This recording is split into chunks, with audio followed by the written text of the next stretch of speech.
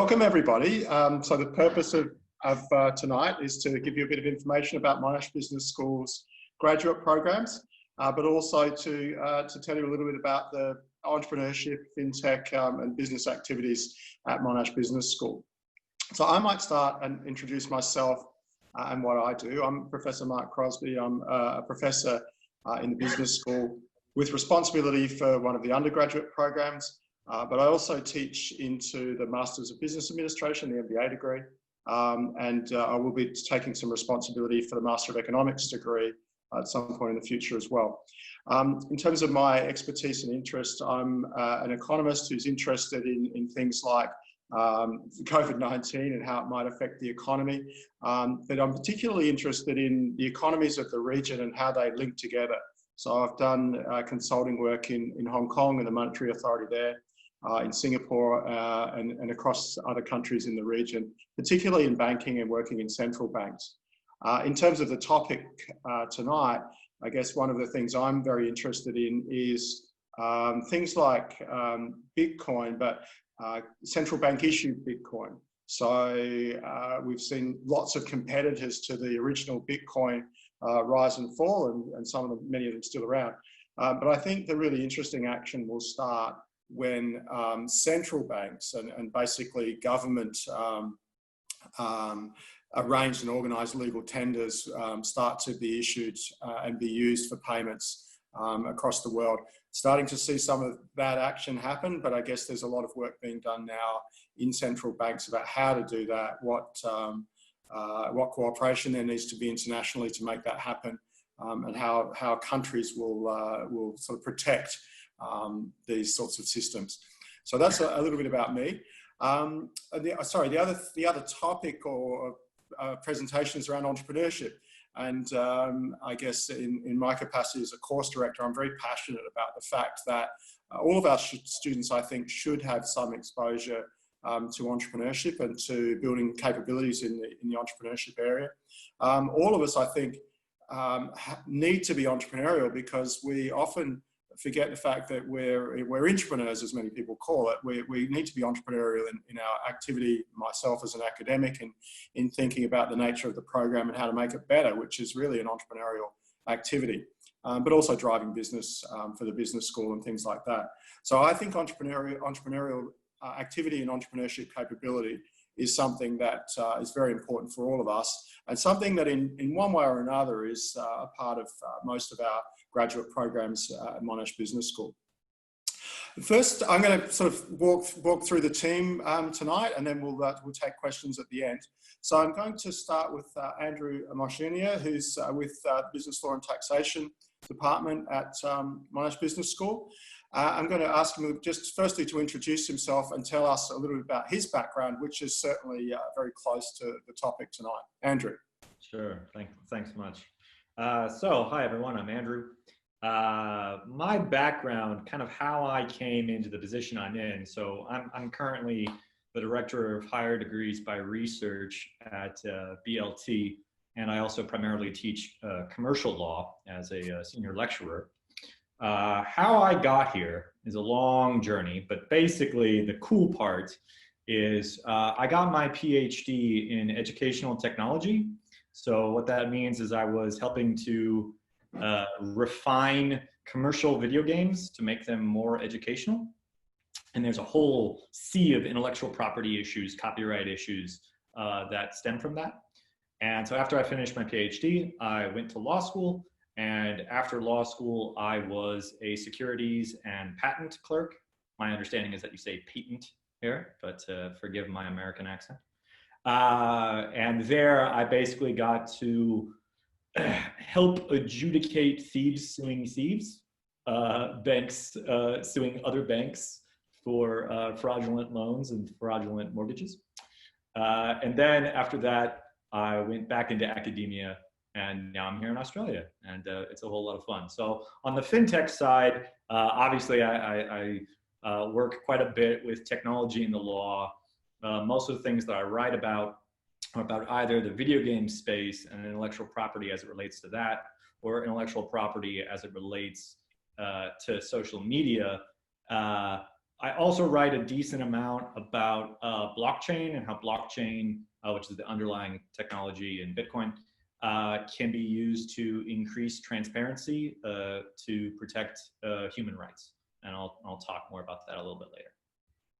Great. And so we've also got Katrina Jennifer from Business Law and Taxation as well. She's the course director for the Masters of Regulation and Compliance degree. Katrina, can you introduce yourself? Sure. Hello, everyone. I'm Katrina. I joined Monash in 2018, and I'm currently, as Marcus said, the course director for the Master of Regulation and Compliance, as well as the director of postgraduate studies by coursework. And similar to Andrew, I've kind of had a bit of a roundabout route into academia. I started off in public policy and management, and then I went to undertake my law degree. And following that, I worked in government research for a number of years. And when I entered into academia, my research has spanned a few different areas that touch upon the themes of the particular session tonight. So predominantly, my main area of research is looking at how people interact with the law and how they understand the law across a whole range of different fields, from consumer interactions to housing to banking to divorce, all that sort of area of civil law, areas of interest for me, and how people navigate the legal system. But the other dimension of my research is at the intersection of law and technology. And that draws on issues of entrepreneurialism and innovation. So how the legal profession is responding to current technological change and forces within the industry, and how they are responding in terms of corporate structure and recruitment into the profession. The other dimension of my work looks at how technology affects aspects of the law itself. So in terms of FinTech, it might be how the increased availability of data on consumer purchasing and on potential people that are wanting to take out loans can be used to better assess risk, but in a way that potentially marginalises certain communities or excludes people from the availability of credit. I've done a little bit of work around blockchain as well, and some work around issues of data protection and data security. Great. So both of you are interested in this sort of law and technology area. So I might ask both of you the same sort of question, which is, I guess to my mind as an economist, we sort of think of technology as obviously sort of a separate skill set to the legal skill sets that people might build. You both managed to combine the two. For prospective students, what sort of capabilities does that legal knowledge build? What should our students be thinking that a graduate program in business law and tax would build for them or would give them in terms of their future career? And did both of you, I know Andrew, you've mentioned that you've got a technology background originally, but did both of you also feel like you've got strong technological capabilities as well as the legal capabilities, or would you say you're more on the sort of legal side? So there's a fleet of questions there. Yeah. So I will jump in on what I think was question 4, which is as to tech capabilities. I think I'm pretty conversant. I think, however, the idea of learning new technologies and the idea of being curious about new things is the central thing that we try to impart at BLT. Like, the idea here is as long as you have curiosity to learn new things, you'll be fine. Okay, like the idea is to kind of keep that spark alive. The thing that I used to tell, I actually still tell my students at the beginning of like every year, is that like there's this little electricity when something finally clicks, and like you should let yourself be addicted to that electricity. Like, you didn't know how to tie your shoes, now you have to tie your shoes, and it's amazing, right? So it's always technology is this idea of saying, okay, here's this thing, you don't really know how to do it yet, and now you do, and now it's instinctual. Now it's, driving a car. You can do it without, you can do it without turning down the radio. And so the idea of what's the skill that we're trying to impart, and I think it's a skill that exists both in the legal and the tech world, is when you're faced with a new thing, if it's a new problem or a new application or a new tool or, a new space, can you be curious rather than fearful? Can you say, how can I use this? Or how is this going to change things? Or, oh, I want to learn more about it, rather than just shrinking from it. And I think that's a big thing that we impart at BLT. Mm-hmm. Katrina? Yeah, I'll take the question about our graduate courses. So I think this is actually where we have a really strong distinction from the Bachelor of Law or Masters of Law or JD programs, in that, particularly with the Masters of Regulation and Compliance, we're looking at the law in application, so that necessarily requires us to look at the broader context in which the law arises. And increasingly in the context of business, that's a technologically enhanced context. And whereas law, and I've written on legal education in the past, and so has Andrew, because he's authored with me, around how law as a study in and of itself tends to be very focused and nuanced on legal decisions and what judges have said and what legislation has passed, whereas regulation and compliance as a field of study is far more about how does the law actually play out in the real world, and who are the stakeholders, and how do we get people to come to consensus to actually uphold their legal obligations. And increasingly technology plays a role in the decisions that are made in corporate settings. And we see that play out in the context of the legal profession, whereas you used to previously just have to be a lawyer and you could have a very specific skill set, lawyers are increasingly being asked to contextualize their knowledge in light of business efficiencies, revenue generation, the changing nature of business. And if you're coming from just a law-specific background, you often don't have that business context, which is really valuable. So the Masters of Regulation and Compliance specifically, I think, has a number of key advantages. It contextualizes the law in a business environment. So you're understanding the law, but you're also understanding how to apply it in a business context.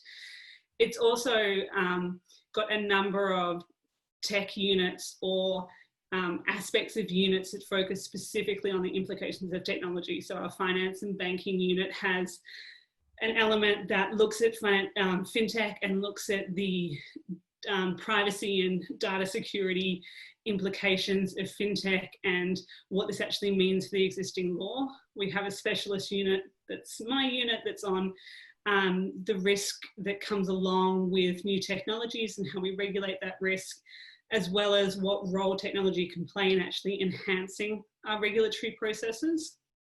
And then we have a number of other units like global human rights and global business, which looks at things like blockchain and how that might be able to be used in the context of the supply chain and preserving human rights. And Andrew can speak to that a little bit more because that's one of his areas of research. So I think that that's kind of how our graduate program is distinct from other programs, but also why in the context of FinTech and innovation and entrepreneurship, it does give students a really solid grounding across all of those three domains. Great, thank you. So I'll just talk a little bit more about some other programs too. So the MBA degree is a really interesting one. It's just been redesigned, and the focus there is very much on advanced manufacturing and technology, and the projects that the students do are working usually with local companies, which is really interesting. So they work on different aspects of the strategy for the company. But students with legal backgrounds and accounting backgrounds and so on get very deep into working with companies and bringing their academic knowledge to a real business case. I've just had the pleasure of reading 50 individual submissions and 10 group submissions on the organisations that they've been working with. And I think again, what's been interesting for me is many of these students are working not just with local companies, but with companies that are actually located within 2 or 3 or 4 kilometres of the campus, and very high-tech manufacturing companies and very interesting organisations. So I think in the business school, we've been very aware of trying to bring that not so much local, but business knowledge generally into the classroom in ways that perhaps we haven't been so careful about doing in the past. Also in the economics degree, as that's being redesigned, the Master of Economics, we're looking to change the research project into something that is much more sort of consulting based and practical. And again, would be working with local consulting firms or with government agencies on an economics problem. So I think Monash has been very good at bringing these industry connections into the classroom in the graduate and in the undergraduate area. I'm fortunate to be working in a city campus downtown Melbourne, where we have lots of local banks and so on that are able to come in and present to our classes. But it's certainly true at the other campuses as well, that those business connections are very important. I think the other thing that both Andrew and Katrina are good illustrations of, and I guess myself as well, is the fact that we've all had these outside experiences, which again, I think are really important to our classroom teaching. I mentioned earlier my experience in working in central banks, so government agencies or semi-government agencies around the region. And I think, again, when I teach, it's very much what I've learned in those organisations I bring to the teaching. It gives me lots of interesting examples and insights that you can't get simply by being an academic and having this sort of textbook or traditional academic learning. So I might ask a couple of questions to Andrew and Katrina on that, in those sorts of areas. Andrew, you mentioned earlier that you've been working in the sort of video game space. So tell us a little bit more about some interesting issues in that area and how you bring that to your teaching and to your research as well.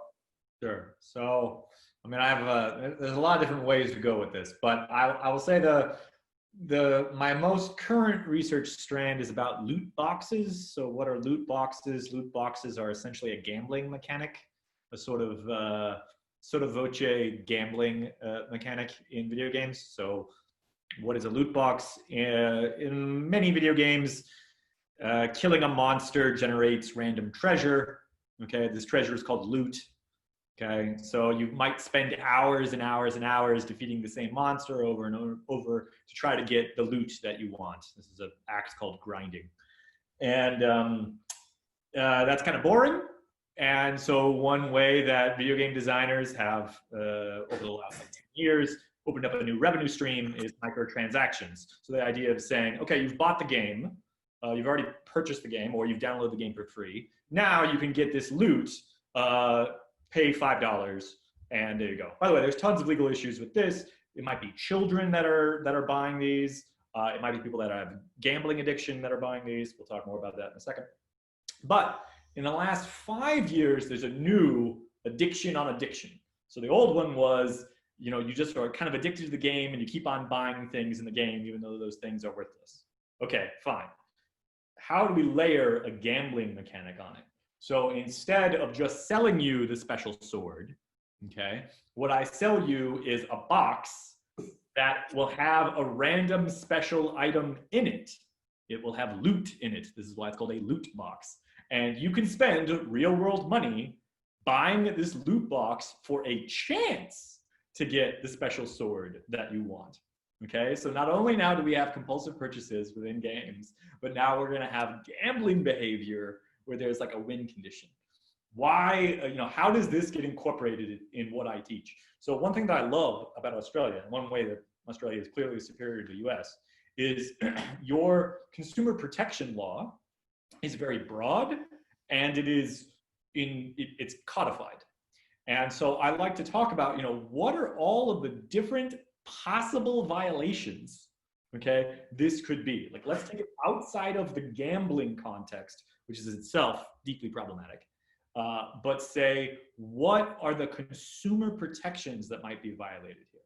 Okay, so you might be targeting a very vulnerable audience. Okay, you might be targeting consumers who are prone to misunderstanding things. Okay, are you engaged in some not so nice business practices? Okay, you have to be really careful. What about refunds? Okay, video game manufacturers famously hate Australia because you, through your consumer protection law, guarantee the right to refund okay, if the product violates a statutory guarantee. So if, for example, Bethesda Studios puts out a game, Fallout 76, this just happened, by the way, puts out a video game, Fallout 76, that's terrible, the servers don't work, it's no good, okay? They, and in the American context, they'd be totally fine saying this, no refunds. No refunds if you played a certain number of hours, no refunds. And Australia comes along and says, you cannot take away the right to refund. The right to refund is guaranteed to our consumers. By selling to them, you have to honor that guarantee. So this is an example. Incidentally, this is the same thing with like a loot box. If I've advertised something as, this is a $15 game, but to actually win the game, you need to spend $150 on loot boxes to possibly get the items. Well, then you've lied about the price. That might, that could be a Section 29 of the ACL violation. And so why this is really cool is you get to talk about something that's like abstract, and students are interested in video games, or they're interested in, loot boxes. Did I get the special shield? Did I pay a good price for it? But then you get to say, look at what look at what the tools that the law gives you to protect yourself from like predatory practices, and look at the tools it gives you to protect children from people that might harm them or train them to be compulsive gamblers. So yeah, I'll leave it there. So I will talk about this for a long time. But yes, video game law and consumer protection law and intellectual property law like all swim together. They are. That's great. Thank you. Interesting. So some of my work in not so much Hong Kong, but with other central banks has been looking at consumer protection around foreign exchange trading. So obviously there's lots of different angles to this, and in our classes, in my classes, we tend to be looking more at regulation design. So what should central banks do in terms of no expertise to write the legislation, but to think about how things like foreign exchange trading should be regulated, but more generally how consumers should be protected from people who know a lot more about finance than the average consumer. Katrina, what about you? Sort of these connections between industry and your teaching and research. So I guess I'll pick up on Andrew's point and your own. It's interesting to see how different jurisdictions, the regulations that are imposed there can either be perceived as inhibiting innovation and entrepreneurial behaviour or enabling it. And I guess from my experience in government, I've had the kind of opportunity to kind of look behind the veil and see some of the considerations that are brought into play with the design of legislation. So it's easy to criticise legislation for being too ambiguous, but actually drafting simplistic legislation is an incredibly difficult task to achieve.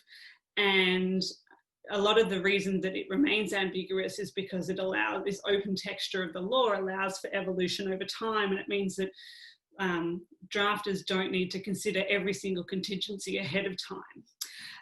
And so when you can kind of bring that context into the classroom, it starts to make a little bit more sense as to why something which on the face of it seems like a really simple solution, we just need to make the law more specific, is actually substantially more complex. And the other kind of dimension that comes into play here is the work that I've done with industry, and particularly legal industry. You start to see how corporate organisation can inhibit innovation and entrepreneurial behaviour in some contexts. So we have this corporate structure in law, we have partners who make the decisions on how any of the partnership money should be spent to invest in new enterprises or invest in new technologies. And lawyers sort of by virtue of their education tend to be quite risk averse. And there's been this common critique that law as a profession has been very slow to mobilise in response to innovation and technology, and that it's self-interest, but in actual fact, in some of the ways, it's because the corporate firm is structured such that you have to get agreement from all of the partners, many of whom span, quite a large generation, different demographic types. And then there's also the issue of competition within the law firm. So you don't want to be producing a product that is going to actually undermine your own sales niche, the need for your bespoke information that you're providing to a client.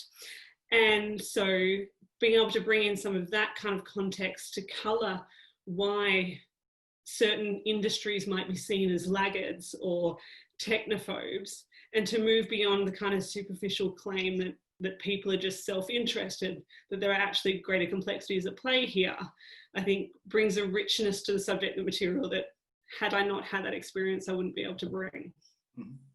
Great. And just it's some interesting points there on entrepreneurship in the legal partnerships, and again, real challenge. I guess one of the things that we talk about in some of the entrepreneurship units and activities in the business school is precisely the sort of organisational structures and so on that support entrepreneurship and how to get around some of these issues with partnerships and otherwise. The university has some really interesting broader activities in the entrepreneurship space. There's a great generator where students compete for some funding for various entrepreneurship projects and try to get things moving in that regard. And the business school is also very active in trying to not just support but expand on those activities. So certainly we're very keen for our students to be thinking about startups and things like that, and to support them in those endeavours. I think it's worth asking, I'm sure we've got some participants internationally. So Andrew, you're not an Australian, so tell us a little bit about what it's like to come to Melbourne and to live in Melbourne, something completely different sort of question. So Melbourne is amazing. I come from one of the worst cities in the United States. I'm from Stockton, California, which is generally listed as one of the 10 worst cities in the United States. And because of lots of problems, crime mostly. Melbourne is amazing. I love the transit. I love the weather. I like that the weather changes every 30 minutes. So if I don't like the weather, I can just wait. It is amazing. And one of the really cool things about moving to Melbourne and then being at BLT is that BLT has an incredibly diverse faculty and an incredibly diverse student body. And so as a visitor to Australia, I feel very much included, because it is not only other Australians that I deal with. Not to say that Australians aren't lovely, they are, but it's very nice when I use a phrase that no one understands, that other people also say, yes, I used a similar phrase the other day that no one understood. And it makes me, it warms the cockles of my heart. I was teaching a class and I used the phrase cotton candy. And I was like, oh God, no, everyone's looking at me. I'm the weirdo. And it comes out that Australians call it fairy floss. And I'm like, I never would have known. So I have lots of these interactions. They're very sweet. It's a very, one of the really cool things is because it is such an international cohort, is very much expected. That we're all going to learn about each other. We're all going to kind of say different things, and we're going to, struggle through and be better for it. So yeah, moving to Melbourne has been amazing. Wasn't there a Jim Jarmusch film about Stockton?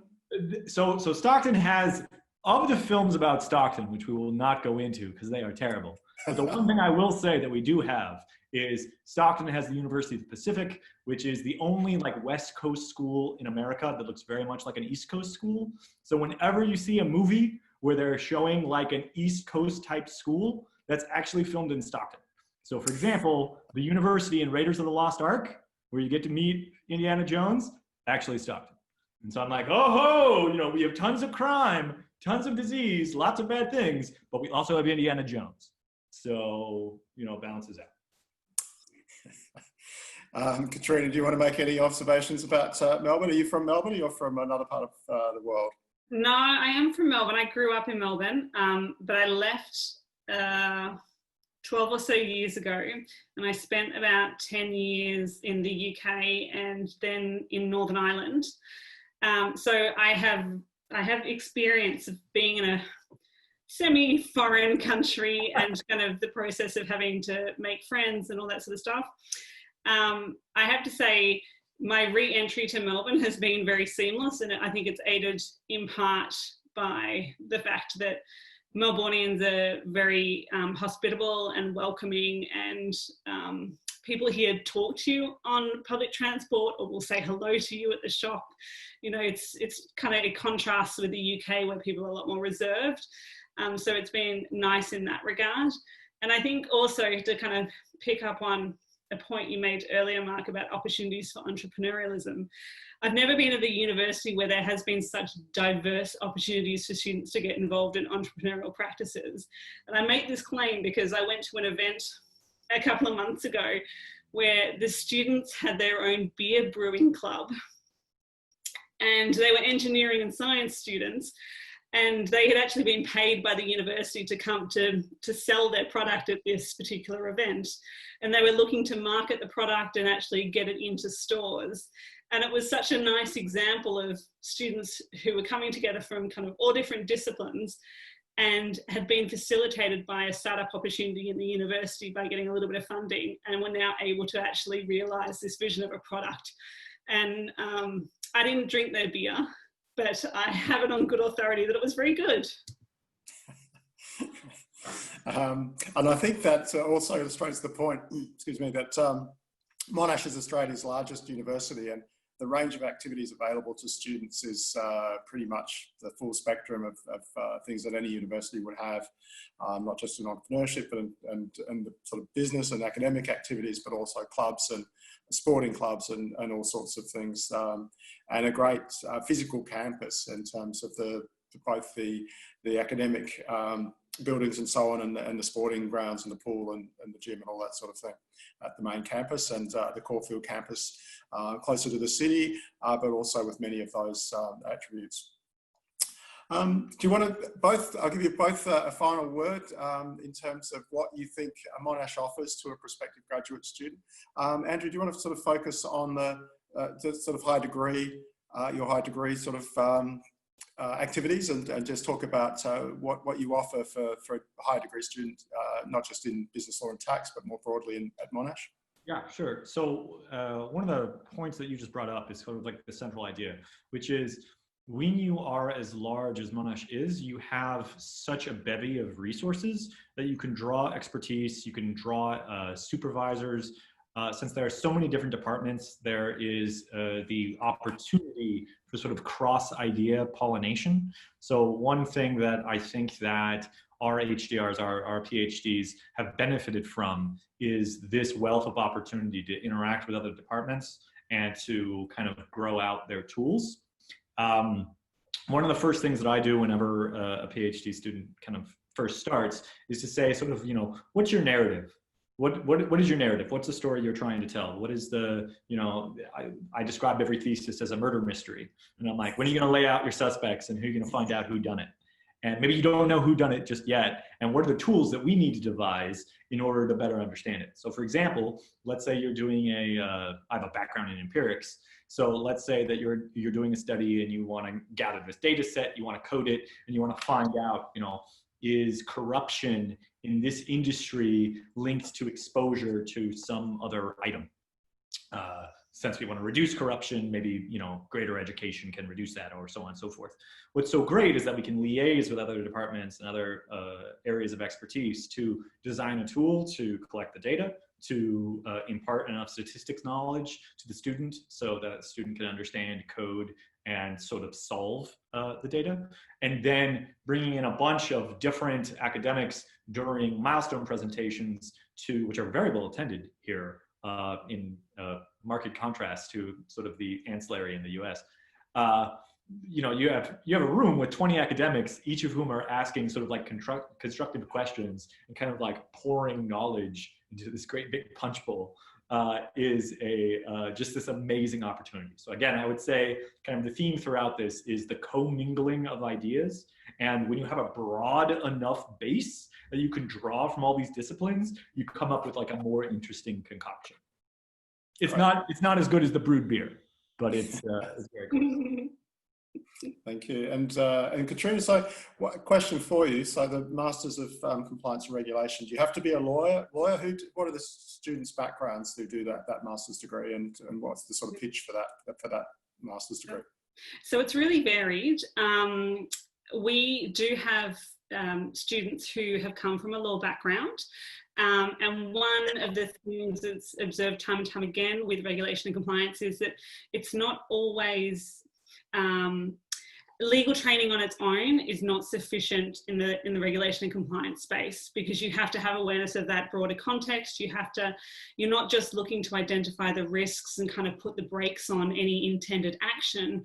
You have to frame a solution that involves drawing on different skill sets, your ability to communicate with other people, your ability to understand how people are going to interpret certain actions and how likely they are to comply with certain requirements. Issues like professional ethics and a whole range of different dimensions and soft skills accompany just the technical knowledge. And that's in part why we decided to produce the Master of Regulation and Compliance. It was because there is a need to train students more holistically in some of these areas that isn't kind of being fulfilled at the moment in higher education.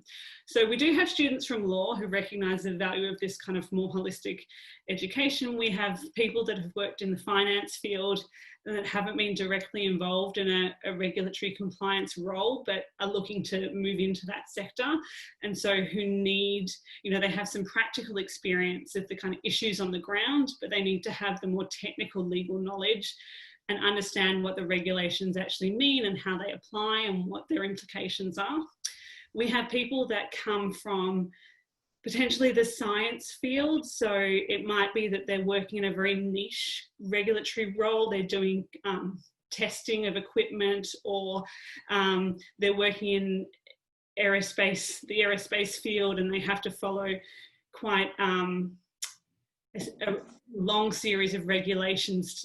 Their work is bounded by a whole lot of regulations, so they're aware of it, but they're not implementing compliance regimes. And all of these students are designed throughout the program to acquire the soft skills, the technical knowledge, as well as the ability to bring all that together to actually implement and design compliance programs. And that's really not something that any other degree provides you with. Mm-hmm. Great. Right. So for all of you participating tonight, we've got some questions from a couple of people already. If you have a question, just send it through on the chat and we'll address that. We've got about 15 minutes to go, so time for a few questions that you have, either about some of the issues we've covered or about any of the Monash Monash Business School graduate degrees. So the first question we've got that's come through is about how Corona will affect our research and the work that we do. And I'm happy to start with that one. Certainly in just teaching an MBA class, as some of the issues were starting to become more obvious internationally, we've spent a lot of time talking about this in the class. As an economist, the obvious issues that I would focus on are the issues in terms of GDP and employment rather than the health issues. But in that regard, COVID has been quite fascinating, as sometimes traumatic events can be, in the sense that we've in history seen some large disruptions of economies, either locally or globally. The global financial crisis in 2008 and 9 being the most recent one that swept the world in terms of affecting economies. The Great Depression, but also lots of sort of local recessions or depressions, the Asian financial crisis that affected many countries through the Southeast Asian region. What's different about COVID is that it affects what economists would sort of think of as the supply side of the economy and the demand side of the economy in ways that traditional recessions didn't sort of impact so obviously. So what we're seeing in most countries is a lockdown, which really impacts the ability to produce goods and services and to employ people, even if people are normally sort of capable and willing and able to do that. So normally recessions are sort of slow burns that hit the demand side of the economy in various ways, rather than this almost immediate impact on the supply side of the economy, which then impacts the demand side of the economy. And we're seeing lots of interesting policy responses to that in different countries. So in my own research, and again in working in central banks, what we would be looking at is what central banks can do, what the government ought to do, and how that ought to be coordinated. So you've seen some very significant actions by central banks to purchase bonds from the corporate sector and from the government to support both businesses and hope that they continue to employ, but also to support government to allow the government to spend money to support the economy. So as I say, it's had a very, very dramatic and obvious impacts on the economy, and that's the sort of thing that we would look at in our classes and that I would look at in my research. Andrew, what about you? So I'm going to take the question two different ways. The first way is something that Katrina and I have actually worked on together, is the idea of using novel technologies to increase the efficacy of legal education. And so since this is sort of the most, not fortuitous, it's the most coincidental like intersection of desires, right? So the idea is already to say, how do we leverage technology to help increase educational outcomes at the same time as COVID is forcing us to look at new technologies to increase educational outcomes. So that's number one. So it actually already mirrors some of the research that was already going on. Second thing is that it creates a very interesting re-examination of various ecosystems. And because of that, that also informs sort of my video game ecosystem research. So the idea of saying, well, we want to know how to increase compliance with extra rules. Okay, how do we look at the body of research on that? Well, one of the bodies of research on that is video games. I'll just share this one thing in case one person on this knows what the hell I'm talking about. There's a game, World of Warcraft. The game World of Warcraft, about 10 years ago, had a pandemic. Okay, it had an accidental pandemic where there was a virus for one of the final bosses in the game. Okay, and the boss of a very important raid, and it got out into the populace writ large. It was an accident. It was because of a mistake. They didn't clean the plague from pets, so it doesn't matter.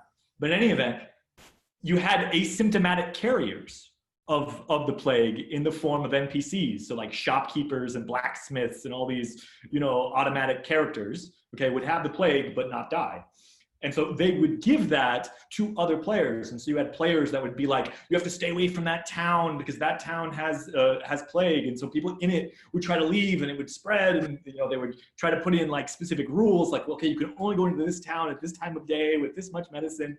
And they couldn't get compliance. They absolutely couldn't get compliance. And this one event has been studied over and over because it's very rare that you have an opportunity to be like, we have the complete data set of like who went where and what they did. And some people complied and some people didn't, and some people deliberately didn't comply. And it's kind of like this fascinating thing. So I kind of want to revive that research. It came out, it was a little bit more interesting of research when MERS happened. But now that this has happened, I kind of want to revive it because it would just be kind of a cool, what does World of Warcraft and the blood plague tell us about, like mask wearing in COVID? These things can intersect. Katrina, can you follow that? It's always a tough call following Andrew. I'll ask you first next time. Yeah, I suppose in terms of my own research, it's two dimensions. So the first one is, how does COVID-19 force a shift in the way that we work or the organisation of work? And, particularly in the context of innovation in particular firms, there's often been a reticence to move away from traditional models of working, and those have been quite strongly clung to. And the consequence of COVID-19 is that we've all had to make the shift.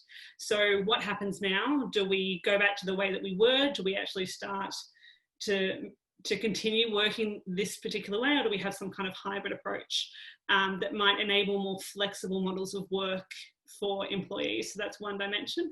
The other dimension is that COVID-19 throws up a whole range of different issues that amplify potential negative interactions with the law for the public. So things like an employer making accommodations for you if you can't work face-to-face because you're a member of a higher risk population group, whether you're actually getting access to a full entitlement of JobKeeper allowance, whether that's actually been passed down to you, whether your employer can monitor your work at home. All of the kind of employment law dimensions come out, but then there's also things around, landlords evicting you during a pandemic. What are the implications for that? How do people respond to that?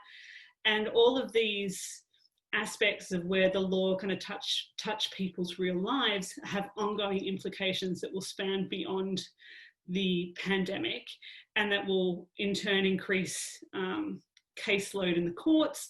It will increase economic, mental and physical health burdens for individuals. So there's quite a rich area of research there that needs to be done to look at, if the expectation is that this could very well happen again, and that there'll be a second wave in the future, how do we actually learn from this particular experience and minimize the impact on individuals and the economy? Great. Yep, good.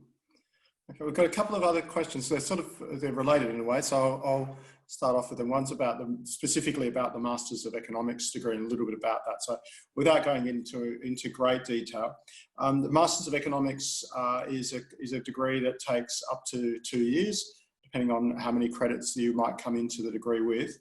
Monash typically is all unit-based, so it's 16 units that you take over those 2 years, so 4 units per semester. Monash, as I mentioned earlier, is a very large university, and so in the economics department there's a whole range of sort of areas of research expertise, and you can focus your master's degree in a particular research area, or you can have a sort of broad experience in economics. In terms of particular areas of expertise, the master's allows you to specialise in a range of units in development economics. So there's units that's focused on specific geographies or specific issues that are relevant to developing economies in terms of relationships with international organisations and so on. There's also a policy area that you can focus on, where you would study things like competition and regulation policy, labour economics and poverty and inequality, and those sorts of areas. And as I say, there's also a sort of general economics area that you can study in the master's degree. Again, with redesigning that degree to try to make it much more applied, the student body tends to be people either from businesses or consulting firms or policy organisations. So you can do this as a pathway into a PhD, but most of our students are perhaps already working or on sponsorships from regional central banks or treasury departments or things like that. So we've restructured the research component of that degree so that it's more relevant to people with those backgrounds. And it's a consulting based unit which allows you to both learn about how to do projects that might be as a regulation project for a treasury department in a country, or for a bank, or for a consulting firm. So we think it's a very applied and practical master's degree. Lots of exposure to industry and to economists as you go through the degree. And that's where the second question comes in, and I'll sort of just reword the question, but how much exposure to industry is there in specific to courses that I know about? So again, Monash is well located for one of the fastest growing areas of the city of Melbourne, and we've got a lot of different forms of exposure to industry. We're very aware that our new dean is someone with a background as the chief economist at Microsoft in the US. So he's very keen on developing these linkages with industry across the business school, and we've always been very conscious of having that in our degrees. So different degrees would have different ways of bringing in industry exposure. So in some cases, it's bringing in industry speakers. Obviously, again, the three of us have all the consulting experience that we bring to classes. And the question also asks about undertaking some study overseas. Most of our degrees allow a unit or multiple units to be taken at an overseas location through a study partner. We also run our own study programs, and different degrees will have different rules around how you can do that, but we're very keen to encourage either a study program internationally or sometimes an internship either locally or internationally as part of the degree program. So the specific rules will be slightly different for different degrees around that, but most of the degrees have the space for you to study internationally or to do an internship or both in some cases as part of your graduate degree. Do you want to comment, Katrina? I'll jump to you first in terms of industry exposure in your Masters of Compliance and Regulation. Sure. So the program was designed with a large amount of industry input. We wanted it to be as relevant as possible, and we wanted to produce graduates at the end who could really hit the ground running in terms of implementing compliance regimes. And so we've had quite a lot of input from industry in terms of design. That also flows through to opportunities for internships and placements in the regulation and compliance field with the top range of consultancies and a range of other businesses who are willing to host students throughout an internship unit. And then there's other opportunities that come by virtue of Monash's affiliation with Berkeley Haas. So we have the Berkeley Haas program, which allows you to go and study in Berkeley and also undertake mentorship and specific sessions with esteemed individuals working in Silicon Valley, and it's a structured program. It also gives students work rights in the US as well. So for people interested in that, it's well worth looking into, maybe once travel's permitted again. Yeah. And things calm down. Andrew, do you want to say any words about that? So I'll first say, just as a quick aside, Berkeley is my alma mater. That's where I did my bachelor's. It is a lovely place. Berkeley Haas is an amazing institution. I would recommend anyone who gets the chance to patronize Berkeley Haas. It's amazing. It's amazing. Best pizza in the U.S. I'll make that argument. Anyway, a cheese and bread cooperative called Cheese Board. You heard it here first. All right. So as to industry, the main exposure to industry that happens on the PhD side for me, and the reason why is that most PhD theses involve data collection from various levels of industry. So interviews with CEOs, interviews with middle managers, interviews with suppliers, some component manufacturers, etc. So you have the opportunity to liaise directly with some really powerful companies. That's one. Two, the other sort of industry exposure that can happen happens in commercial law, where we're kind of dealing with sort of like breaking issues. And so you can kind of familiarize yourself with kind of the language that businesses speak. And that's sort of the first step for actual exposure. So like I would say one step removed from actually interacting with a corporation is first understanding what a corporation does, how a corporation operates, and why a corporation acts through the actors that it does is sort of a fundamental baseline thing before you can really appreciate various exposures. Great. Well, thank you everybody for participating. Thanks Andrew and thanks Katrina for supporting us with supporting the students with information about the business school and the graduate programs. Natalie's shared some links with everybody that give more information about all the programs at Monash Business School. And there's also information there about how to get a further consultation one-on-one if you want any information about specific degrees.